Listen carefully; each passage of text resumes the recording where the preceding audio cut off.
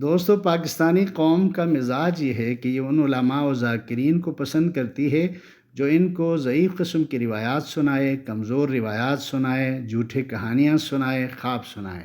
یہ ان کو سن کر خوش ہوتی ہے اور ان کو سبحان اللہ کہہ کر داد دیتی ہے۔